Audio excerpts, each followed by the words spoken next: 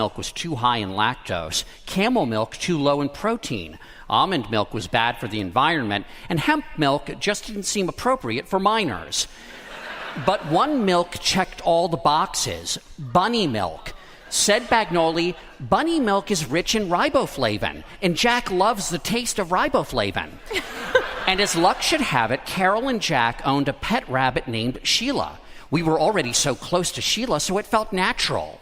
Each morning, mother and son take turns milking Sheila.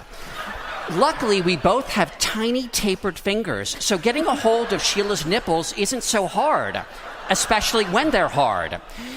Sheila's 8 teats produce up to 2 milliliters of milk per day, which Jack drinks straight out of a shot glass before heading to school. Quote, if our teeny pincer-like fingers are tired, says Carol, I just use my Visine eyedropper as a bunny breast pump. If it all seems unorthodox, consider this. Before Jack's teeth grew in, he suckled Sheila alongside the rest of her litter. He had such a good latch with her, says Carol. I was kind of jealous. But at the end of the day, it was so nice to have a wet nurse who, when I needed her, just hopped to it.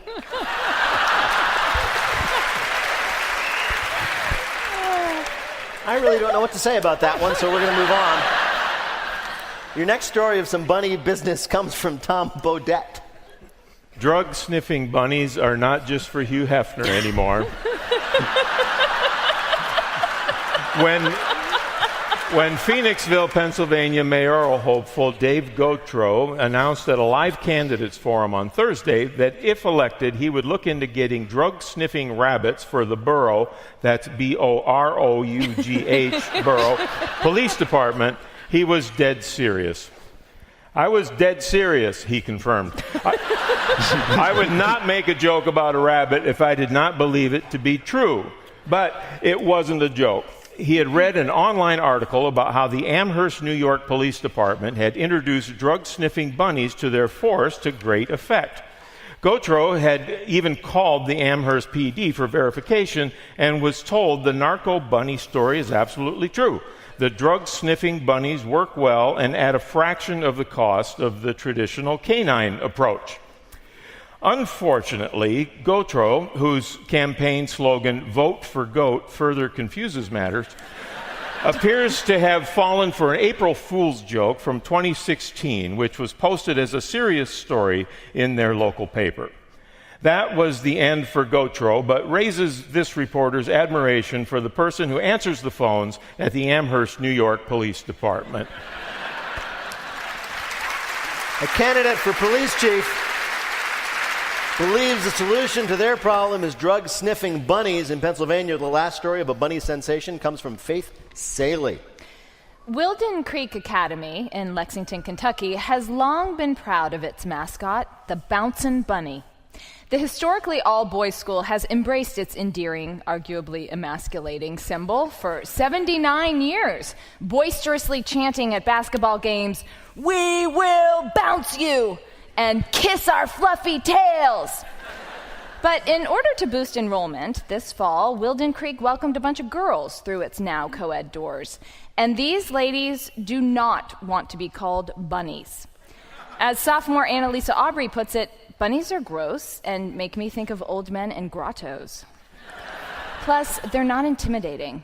With a nod to preserving tradition, the new students began lobbying for a terrifying rabbit-snake hybrid called the bunake. Its forked tongue would be as long as its ears. But one kid objected to the biblical implications of a serpent, so to mitigate that, the Young Republicans Club suggested making the bunny snake part bald eagle, creating the fierce Bunsneagle. But the Progressive Alliance took issue with the jingoistic implications of the bald eagle and wanted to slow things down by injecting a sloth into the mix. Students and alumni went bananas at last week's homecoming game with the debut of the three-toed Bunsneagleoth. It slowly descended from a giant pole, its feral beak and scales gleaming, as it bounced, slithered around the stadium, tossing feathers and fur at its stunned rivals. All right. Here are your choices From Mo Rocca, a bunny playing an important role in the nutrition of a small child. From Tom Bodette, a police chief convinced there's such a thing as drug-sniffing bunnies and trying to introduce them to his town in Pennsylvania. Or from Faith Saley, the combination mascot, the Bun Sneagaloff, haunting a high school. Which of these is the real bunny-related story from the week's news? I have yet to see drug-sniffing bunnies on the street, but I'm going to go with that middle story with number 2. You're going to go with the drug-sniffing bunnies from Tom Bodette? All right. To bring you the truth, we spoke to a reporter who was on top of this important bunny story. At a mayoral forum, one of the candidates proposed drug-sniffing bunnies for the borough's police department. So you got it right. In fact, that was the true story. Nobody's sorry it wasn't Moe's. So you win a point. You win a point for Tom just for being truthful, and you won a prize, the voice of anybody you like on your voicemail. Congratulations. Thanks so much for playing, Chelsea. Thank you. Bye-bye.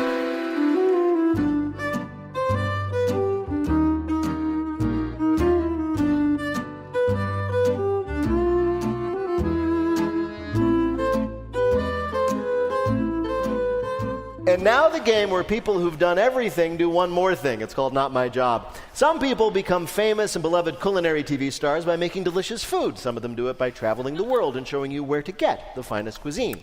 But one guy did it by traveling to Kazakhstan to eat horse rib and rectum sausage. Andrew Zimmern is a chef, author, teacher, and of course the host of Bizarre Foods with Andrew Zimmern on the Travel Network. Andrew, welcome to Wait, Wait, Don't Tell Me. Thank you, sir. It's great to have you. You live here in Minnesota, right here in Minneapolis. I absolutely do it. 26 years now, which I'm almost purebred Minnesota. And do you live in Minnesota because traveling the world eating these exotic things, you just want to come home to like basically bland pasta covered in cheese? I can. I'm sorry. They can hear you, Peter. There's also... sorry, no. They're angry. They're angry because I left out the cream of mushroom soup. I'm sorry. But here's the thing. As is very evident, you are an extremely informed guy from the food world. You were a chef yourself, an award-winning one. Mm-hmm. So how did a guy with your pedigree as a fine cuisine end up eating bugs for a living on TV? Desperation and money. Yeah, that'll... No, it's not that shallow. I really... I saw a world 14, 15 years ago that was increasingly being predicated on defining itself by the ways in which we're divided. Right. And I didn't know what to do about it. And I wanted to tell stories about our commonality and the things that we loved. And I thought, let me tell a story about culture through food, and I will show people in this country that people wearing grass skirts and speaking in clicks and whistles are actually just like us. You've eaten so many things. Was there anything you just couldn't get down? Yes. Do I need to? Yeah, well, Oh, yeah. I'm kind of curious. Dinner a couple weeks ago in New York at Faith's house. It was.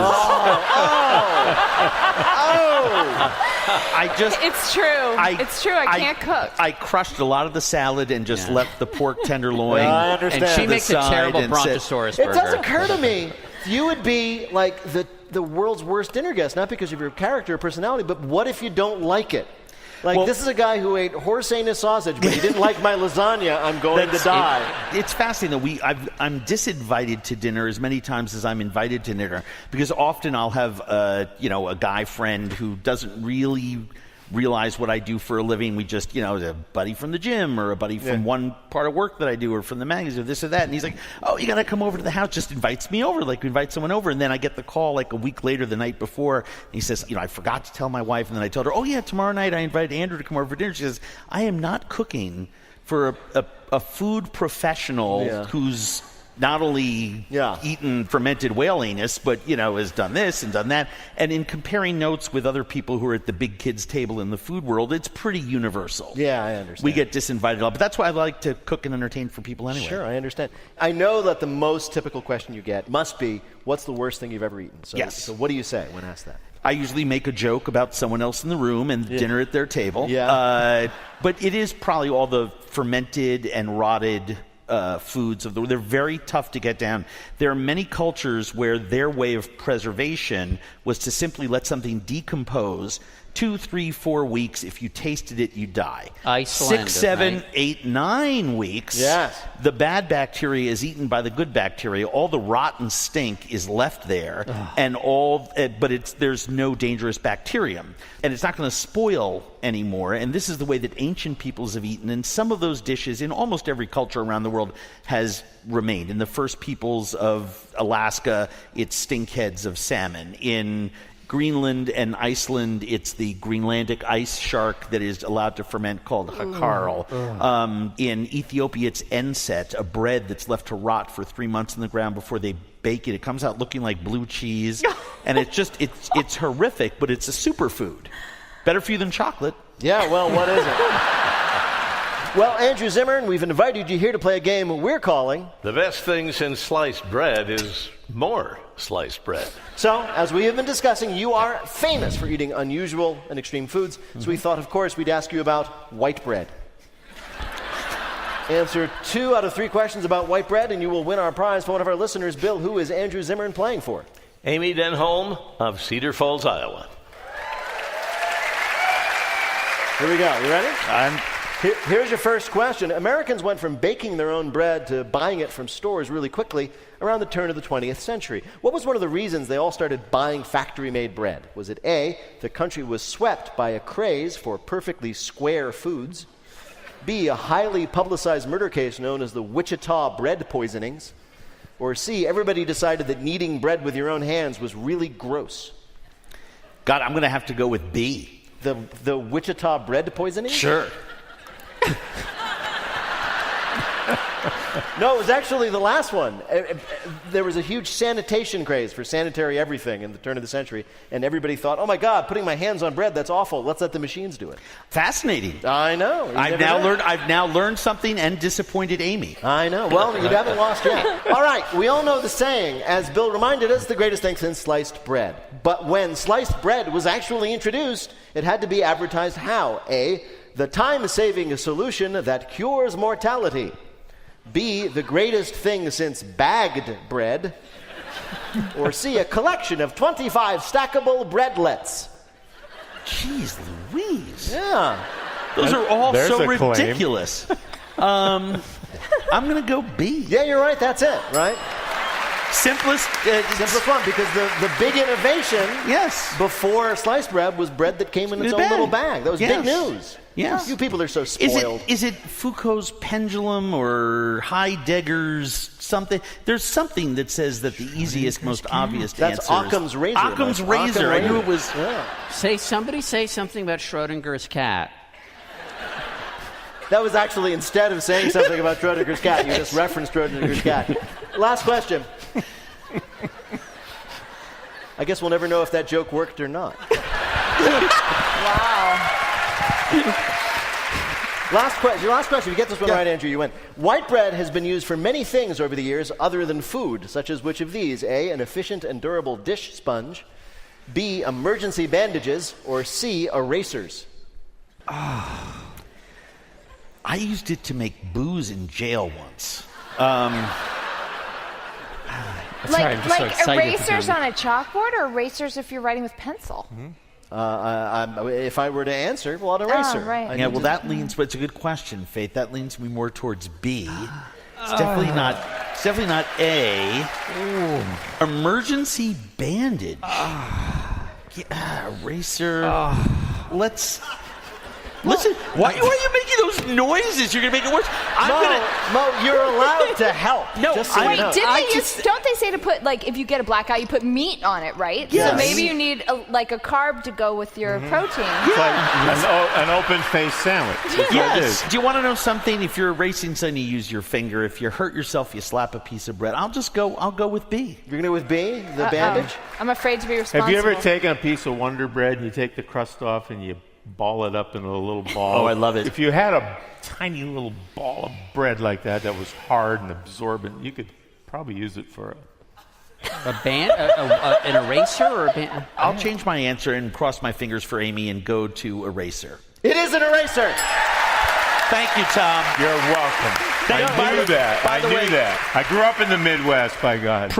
Proving you should just listen to people that are